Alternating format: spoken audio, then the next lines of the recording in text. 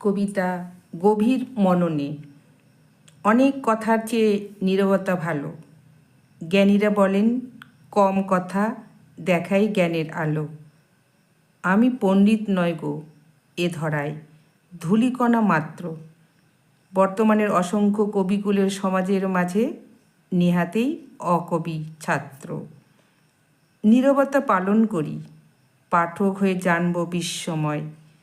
উদ্ধত নই, শিশুর মতোই থাকবো নিয়ে বিনয়। নীরবে দাঁড়িয়ে ভাবি কিশলয় সম হয়ে, হিংসা ক্রোধে নয় করতে হবে অহং বর্জন। বাঁচবো একসাথে ভালোবাসার শিকল পরিয়ে, আবর্তনের মাঝে চন্দ্র সূর্য রবে চিরকাল। অনিত্য মোরা তবে বিপদগামী কেন, অমানুষের খেলা।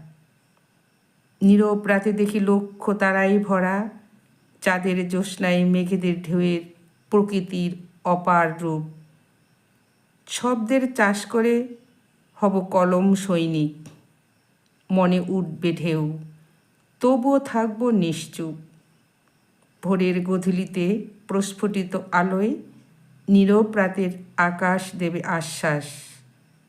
অনায়াসে কবিতা প্রশোভিত হবে যন্ত্রণাহীন, থাকবে দৃঢ় বিশ্বাস। কলমে দীপালি মণ্ডল, পাঠিয়ান।